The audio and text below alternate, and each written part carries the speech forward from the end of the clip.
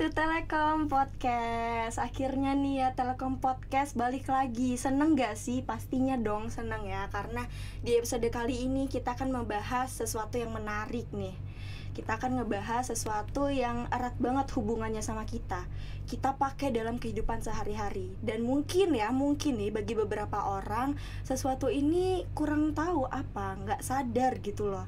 Sesuatu itu apa sih sebenarnya? Nah, sesuatu itu adalah bahasa. Iya benar, kita akan ngebahas tentang bahasa nih. Nah, bahasa sendiri itu kan sangat penting ya dalam kehidupan sehari-hari. Jadi kita akan kulik tentang bahasa.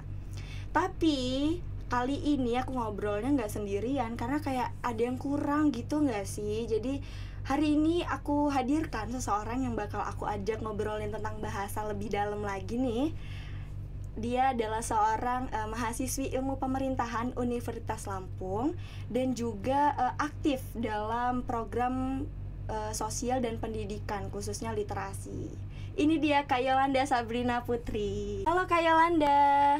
Halo Kak. Gimana Kak kabarnya nih Kak? Alhamdulillah baik. Baik ya, alhamdulillah. Nah, boleh kali ya Kak perkenalan lagi. Mungkin tadi kan udah sedikit aku singgung nih, tapi boleh mungkin diulangi lah perkenalannya kita.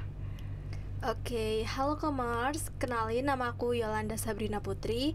Aku biasa dipanggil Yolanda dan aku mahasiswi semester 4 jurusan Ilmu Pemerintahan Universitas Lampung dan juga kebetulan sebagai seorang duta bahasa Provinsi Lampung tahun 2022. Woi, keren banget ya, seorang duta bahasa Provinsi Lampung. Nih kan jadi kayak ada relasinya gitu ya, kita ngomongin bahasa sama seorang duta bahasa gitu. Nah kan kesibukannya apa nih Kak, kalau boleh tahu sekarang? Oke, kalau kesibukan sendiri mungkin sama ya kayak mahasiswa pada umumnya. Selain berkuliah, aku juga aktif di beberapa organisasi di kampus, di luar, sama mungkin di hari-hari libur aku suka ikut kerelawanan gitu. Oh, ikut volunteer gitu ya? Iya, benar. Lumayan agak sibuk ya ini ya. Nah, jadi kan tadi sempat bilang seorang duta bahasa ya Kak. Mungkin boleh sih dijelasin perjalanan ketika menjadi duta bahasa itu seperti apa? Baik, kalau untuk perjalanan aku sendiri untuk jadi duta bahasa itu mungkin dimulai dari seorang maba yang penasaran gitu ya, dan modal nekat gitu daftar duta bahasa dengan kemampuannya masih terbatas karena maba itu. Jadi aku coba daftar dan penasaran, dan karena duta bahasa ini seleksinya cukup panjang, rangkaiannya sekitar 3 bulan. Dari situ aku coba ikutin apapun tahapannya, aku lakuin, dan alhamdulillahnya juga untuk menuju ke finalis itu 24 pasang dari waktu itu di tahun aku seleksi ada 500 orang pendaftar. Wow. Itu luar biasa banget sih, Luar dan biasa. gak nyangka karena emang panjang banget perjalanannya. Gitu sih, awalnya penasaran dan coba-coba. yang pasti harus ada niatnya Iya, juga benar. ya Kak. Konsistensinya juga harus tetap berlanjut gitu. Tapi keren loh Kak, dari 500 akhirnya bisa menjadi seorang duta bahasa. Semoga ya teman-teman di rumah, kamers di rumah nih ikut termotivasi gitu atas dari perjalanan Kak Yolanda nih. Nah, perasaannya gimana Kak setelah melewati rangkaian prosesi yang panjang itu? Kalau perasaan tentunya seneng banget ya. Pasti karena ya. nggak sangka gitu masuk ke jajaran 24 itu dari 500 tuh kayak luar biasa banget. Waktu itu saingnya juga nggak cuma seumuran aku, tapi itu batas umurnya itu dari 18 tahun sampai 25. Jadi ada juga yang udah bekerja sebagai ASN dan umum gitu sebagainya. ya, Kak? Iya, Oh. daftar juga gitu. Jadi ya tentunya seneng banget sih. Keren banget ya. Itu ngapain aja sih Kak kalau boleh tahu? Kalau duta Kegiatannya. bahasa sendiri itu sebenarnya kita itu tugasnya memartabatkan bahasa gitu. Trigatra bangun bahasa yang pertama mengutamakan bahasa Indonesia, melestarikan bahasa daerah, dan menguasai bahasa asing. Itu dilakukan melalui kegiatan yang daring maupun luring. Daring itu kita membuat konten-konten edukatif tentang kebahasaan, literasi di media sosial, dan juga beberapa kegiatan luring. Terkadang kita pernah ke daerah 3T atau ke sekolah-sekolah gitu deh. Oke.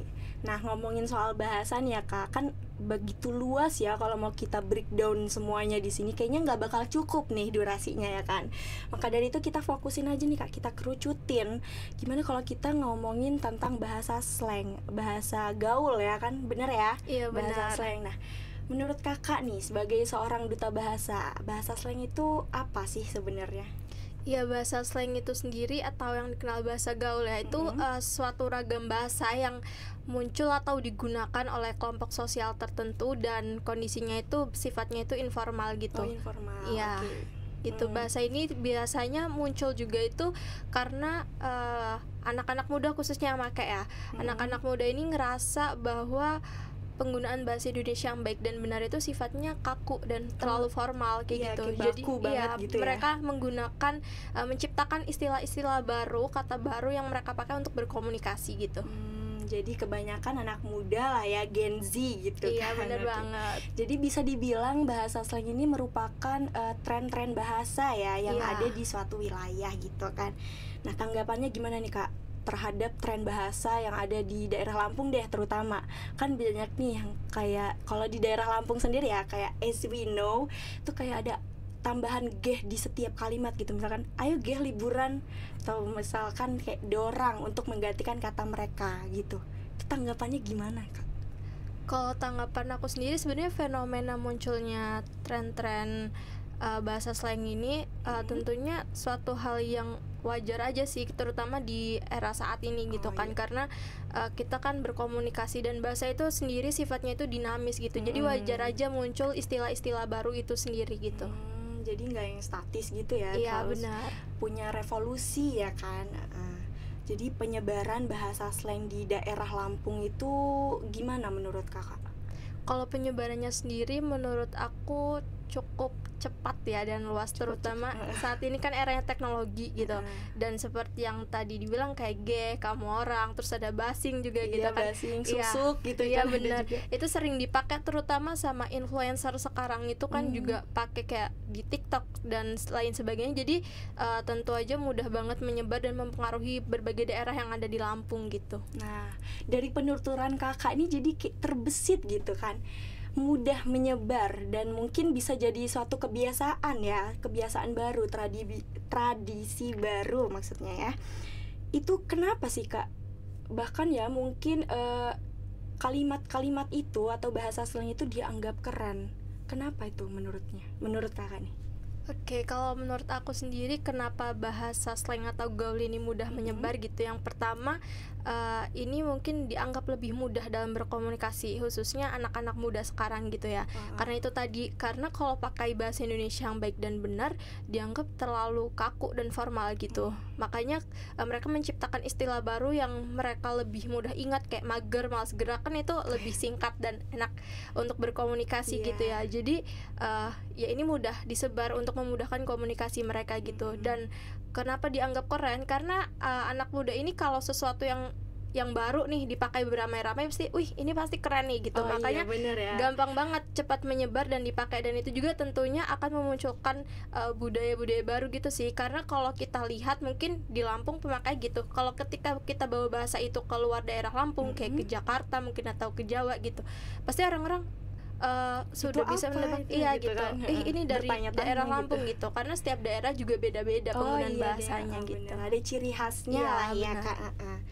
Nah, kan ngomongin tadi tuh bahasa slang yang ada di Lampung, kalau dibawa keluar itu gimana.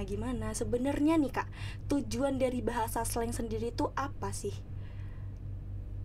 Oke, kalau tujuan bahasa slang itu sendiri, aku kembali lagi ya tadi untuk dianggap mungkin memudahkan mereka dalam berkomunikasi ya, gitu ya. Benar banget. Jadi kayak ada rentan usianya tertentu gitu ya. Jadi benar.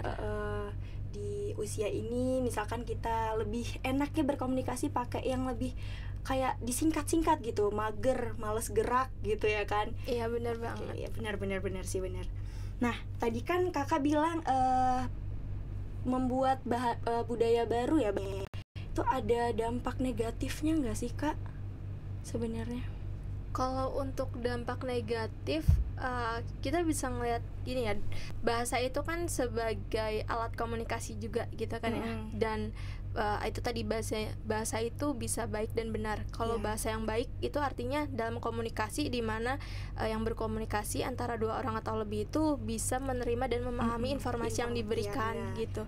Jadi kalau untuk merusak atau enggaknya itu menurut aku gak terlalu juga ya. Kenapa? Karena bahasa Indonesia itu pertama bahasa itu sifatnya dinamis gitu, dan munculnya bahasa-bahasa slang ini tadi sebenarnya juga ada beberapa yang udah diserap ke bahasa Indonesia gitu. Jadi bahasa Indonesia itu sifatnya dinamis, dan penggunaan bahasa slang ini sebenarnya memperkaya adanya ragam bahasa yang ada gitu. Oke, jadi ada suatu gebrakan baru ya di tata bahasa gitu. Kayak misalkan bahasa-bahasa yang sudah muncul ini masuk ke dalam Kamus Besar Bahasa Indonesia. Seperti itu ya, Kak ya? Iya, benar banget.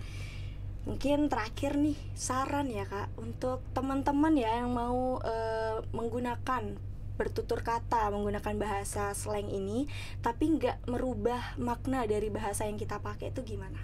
Oke, kalau untuk saran sendiri sih dari aku, yang pertama ya, kita menggunakan bahasa itu menyesuaikan konteksnya tadi. Karena bahasa yang baik itu bahasa yang dimana kita bisa tahu konteksnya itu penggunaannya antar sesama teman atau sama orang lebih tua gitu. Benar. Sementara bahasa yang benar adalah bahasa yang sesuai dengan konteks kaidah kebahasa Indonesia itu sendiri. Jadi ya kita harus menggunakan itu pintar-pintar, adil gitu lah, melihat porsinya di mana situasi kita harus menggunakan bahasa yang memang harus digunakan gitu. Dan untuk bahasa slang itu sendiri juga memperkaya, kita bisa memakainya tapi jangan sampai merusak gitu. Oh iya, benar sih. Ya, makanya harus adil dalam penggunaan kondisinya. Harus bijak juga ya, Kak ya. Dan untuk penggunaan juga kita bisa berpatokan sama KBBI tadi, karena ada banyak banget bahasa-bahasa slang yang udah diserap, kayak misalnya mager, baper, bucin, kepo, itu udah ada dalam KBBI ya, Kak? Udah diserap di dalam KBBI gitu. Karena tadi sifatnya dinamis itu, jadi benar. bisa. Oke. Nah, gitu teman-teman. Nah, jadi bahasa slang ini sama sekali nggak merusak ya, Kak, sebenarnya, asalkan dipakai dengan porsi yang tepat, dipakai dengan baik dan benar. Nah, mungkin itu aja ya, Kak, yang kita bahas kali ini. Makasih banyak loh, Kak, udah datang ke sini, udah menyempatkan diri untuk ngobrolin tentang bahasa ini, yang mana kita tahu bahasa ini penting ya, Kak, untuk kita semua untuk berkomunikasi gitu. Tapi sebelum aku tutup nih podcast ini, aku mau pantun nih, Kak. Boleh ya. Nanti bantu cakep gitu ya. Oke, boleh. Oke. Jalan-jalan ke Surabaya. Cakep. Makasih loh, aku emang cakep. Enggak gitu ya. ulang.